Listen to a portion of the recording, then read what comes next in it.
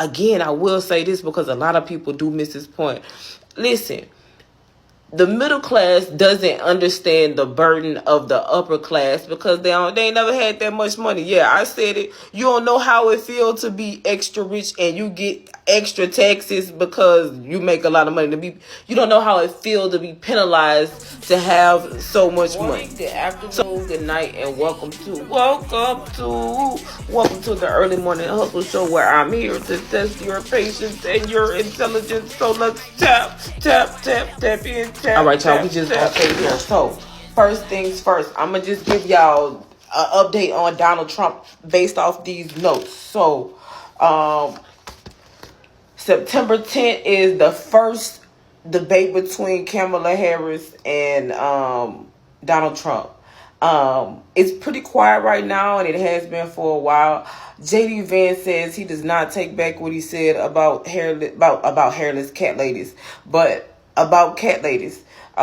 Trump got endorsed by RFK Bobby. I think that JFK and that whole family line is turning in their graves. What are you talking about? Donald Trump's stances have not changed very much. He's still saying on the very first day he's going to implement some type of border patrol where they're going to go and get all illegals. He's still pledging to help cut corporate taxes. He's now taking on the stances of corporate corruption for the FDA and things like that. He's taking on a lot of RFK's stances. So there's that. All right, so let's have this conversation because one of my followers sent me a thing this week about where the young lady who spoke at one of Trump's press conferences, I think it was the one in Atlanta, she goes on and she talks about Kamala Harris. And so I think that a lot of people get this misconstrued. So Kamala Harris did unproportionately put men in prison, especially black men in prison for marijuana charges. She does have a past. She is not perfect. And I will say she did just start claiming black. She was Indian, until she needed to be. She is pandering to the black vote. But to that, I say, you just mad because you can't, Trump. Thank God she had that card. I remember I was on a call with my dad. And I say, well, Dad, when the moderators asked this question, when Trump went to that black journalist convention, I think that Trump didn't answer it like a dick. I think that they should have had an answer. Well, when did she become black? My dad said she became black when she went to a HBCU and she pledged AKA. So that's where she got her black card. Either way it go, taking all of it as true, even with knowing all that I know about her, even if we take what Judge Joe Brown said about her and say that she was a hoe, I know she's a hoe. At the end of the day, when I put her up against Donald Trump, I still would choose Donald Trump. I mean, we Freudian slip, not even Freudian. I still would choose Kamala Harris. I would. Like, it's a no-brainer to me. Again, I will say this because a lot of people do miss this point. Listen, the middle class doesn't understand the burden of the upper class because they ain't never had that much money. Yeah, I said it. You don't know how it feels to be extra rich and you get extra taxes because you make a lot of money. You don't know how it feels to be penalized to have so much money. So you definitely can't commiserate. So again, I do feel like it's important what Donald Trump is saying, and I understand what he's saying, but he's also pandering. His issues on how he handles the border and how he'll handle the border, I think there are different and better ways we can do that. And I think it's not his policies. I think as a businessman, Donald Trump has always been a great businessman. Even though he went bankrupt, that don't mean nothing. I think it's not him as a politician that scares me. It's him as a human. Shout out to Marlon Marshall, but he posted a meme not too long ago that says, I don't fuck with nobody that that love money or do anything for money, because you never know what they'll do to you for money. And I think Trump loves money, and I don't think that we can have somebody like that. He loves power. He's in love with power and money, and those two of the most dangerous drugs to have. To be that type of addict is work. I'd rather that boy be on that powder. I'm not gonna hold you. And so that's my issue. So a lot of people don't have a problem with his policies and things like that. But as a human, as a scrupulous or scrupuleful individual, bitch.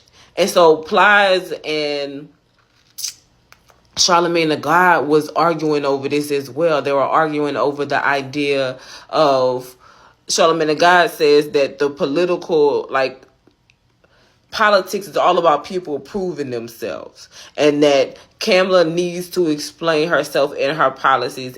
And Plies is basically like, why y'all gotta make her explain herself? And essentially Charlamagne the God is saying that's because that's her job. That's what being on the campaign trail is about, informing us and explaining yourself. However, even if, and so I guess Plies just want to ask Charlamagne the God, even if she didn't explain herself, is you voting for Trump? Like that's basically what he wanted to know. So are you voting for Trump? So are you not gonna vote? Because at the end of the day, we're not fighting about Trump's policies. Trump probably does have some good policies. We're fighting for humanity. This is good versus evil, inhumane versus humane. I told you this again. And so it's not about his business his work ethic, or his business acumen. It's about his heart and soul, and that's what makes this election a lot different.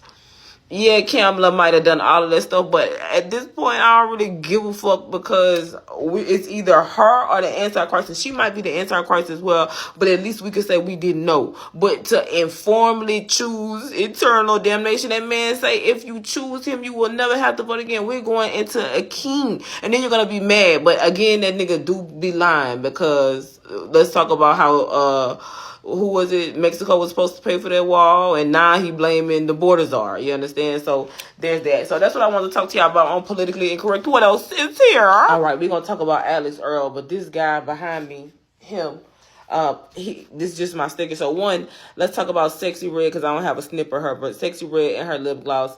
I don't know how I feel about Sexy Red and her lip gloss. I don't know. I feel like I would buy it just so I could have a collector's item, but I feel like you can't get over the name. It's Sexy Red. I think it is a good part of her branding. And she said some of her concerts canceled, but she can't tell us why.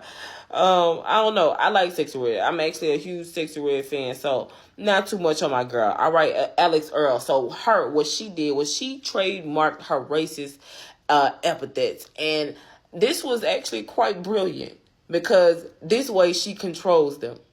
That way they can't be reused. Nobody can use them against her. The moment you use them against her, she can sue you and she can get some money from you. So I think this is one of the most brilliant things that I've ever seen in my life.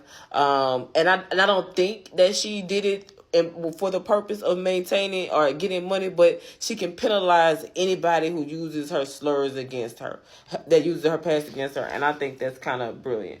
All right, so let's get y'all seen this Danny Lay video? That shit was crazy. So if that was her, y'all go look it up. If it was her in that car that zoomed through the intersection, that girl, it was definitely, she was on something. She was drinking something. She was something. But take a chance, take a minute, look that shit up. Danny Lee wilding. And that's probably why the baby left her, because she's like, I'm a celebrity. And Charlamagne said it best, if you're a celebrity, you ain't got to tell nobody.